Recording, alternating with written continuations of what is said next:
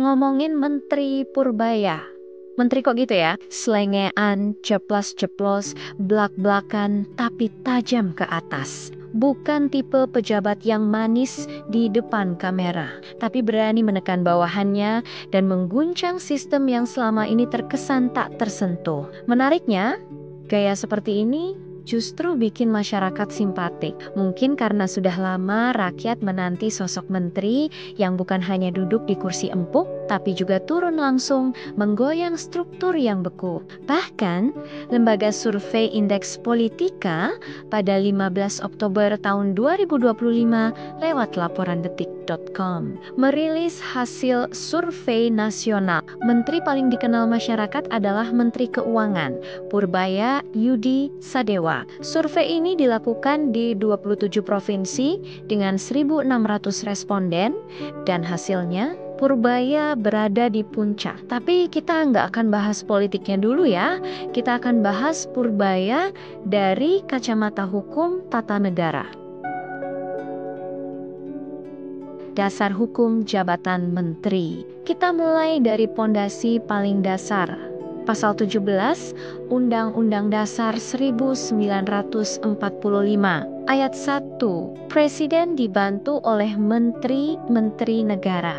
Ayat 2 Menteri-menteri itu diangkat dan diberhentikan oleh Presiden. Ayat 3 Setiap menteri membidangi urusan tertentu dalam pemerintahan. Ayat 4 Pembentukan, pengubahan, dan pembubaran Kementerian Negara diatur dalam undang-undang. Artinya, jabatan menteri adalah jabatan konstitusional, diatur langsung oleh Undang-Undang Dasar 1945, bukan sekadar keputusan politik. Menurut Profesor Dr. Jimli Ashidik dalam bukunya Komentar atas Undang-Undang Dasar 1945, semua menteri disebut sebagai menteri negara, baik itu menteri koordinator, menteri departemen, atau menteri tanpa portofolio, semuanya adalah variasi dari satu istilah menteri negara. Lalu, dalam sistem presidensial,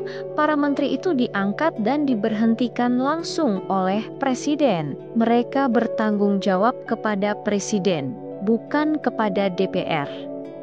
Nah, disinilah kita bisa memahami gaya Menteri Purbaya. Kalau beliau bilang yang penting RI 1, itu bukan sekadar gaya bicara, tapi memiliki dasar hukum yang jelas di pasal 17 ayat 2 Undang-Undang Dasar 1945. Selain Undang-Undang Dasar 1945, jabatan menteri juga diatur dalam Undang-Undang Nomor 39 Tahun 2008 tentang Kementerian Negara, yang kemudian diubah dengan Undang-Undang Nomor 61 Tahun 2024. Pasal 3 undang-undang tersebut menyebutkan kementerian berada di bawah dan bertanggung jawab kepada presiden. Artinya, posisi menteri termasuk menteri keuangan langsung berada di garis komando presiden. Menurut pasal 4 dan 5 Undang-Undang Kementerian Negara, setiap menteri membidangi urusan tertentu dalam pemerintahan, dan urusan itu terbagi menjadi 3 kategori besar. Urusan pemerintahan yang secara tegas disebut dalam Undang-Undang Dasar 1945 seperti luar negeri, dalam negeri, dan pertahanan. Urusan pemerintahan yang ruang lingkupnya disebut dalam Undang-Undang Dasar 1945, misalnya agama, hukum, keuangan, pendidikan, kesehatan, sosial, industri, perdagangan, pertanian, energi, dan lainnya. Urusan pemerintahan dalam rangka penajaman dan koordinasi pemerintahan, seperti perencanaan, pembangunan, aparatur negara, investasi, koperasi, pariwisata, pemuda, olahraga, dan seterusnya. Dasar hukum, tugas pokok, dan fungsi Kementerian Keuangan. Nah, sekarang kita masuk ke inti peran Menteri Purbaya. sebagai Menteri Keuangan. Menurut pasal 7 Undang-Undang Kementerian Negara, kementerian mempunyai tugas menyelenggarakan urusan tertentu dalam pemerintahan untuk membantu presiden dalam menyelenggarakan pemerintahan negara. Lalu diperjelas lagi dalam pasal 5 Peraturan Presiden Nomor 158 Tahun 2024 tentang Kementerian Keuangan. Kementerian Keuangan mempunyai tugas menyelenggarakan urusan pemerintahan di bidang keuangan untuk membantu presiden dalam menyelenggarakan pemerintahan negara. Jadi jelas, Menteri Keuangan bukan sekadar bendahara negara, tetapi arsitek utama kebijakan fiskal dan ekonomi nasional. Dalam pasal 6 Perpres nomor 158 tahun 2024 disebutkan banyak sekali fungsi Kementerian Keuangan.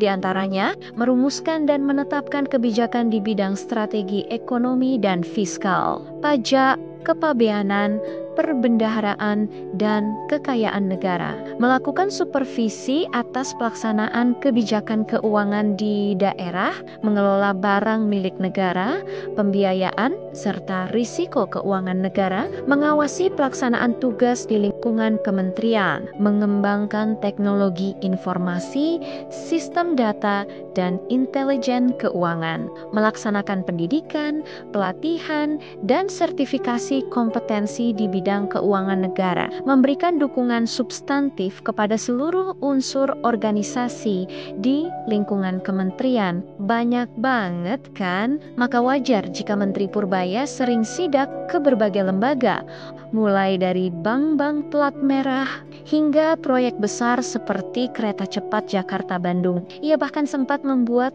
gebrakan, memaksa bank-bank pemerintah menyalurkan dana 200 triliun rupiah untuk pinjaman masyarakat dengan bunga rendah, dengan harapan menciptakan multiplier effect atau efek berantai positif bagi ekonomi nasional. Tapi pertanyaannya sekarang, apakah kita sudah merasakan multiplier effect itu? Apakah ekonomi kita sudah membaik, dompet aman, rekening berisi? Menteri Purbaya sendiri meminta waktu 3 bulan untuk membuktikan.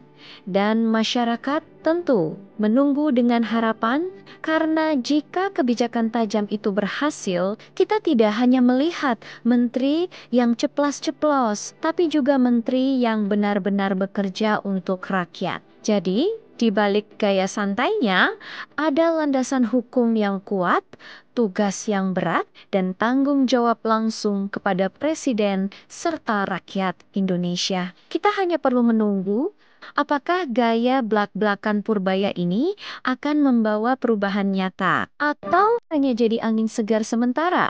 Tulis pendapat kalian di kolom komentar. Karena suara rakyat tetaplah bagian dari perjalanan bangsa.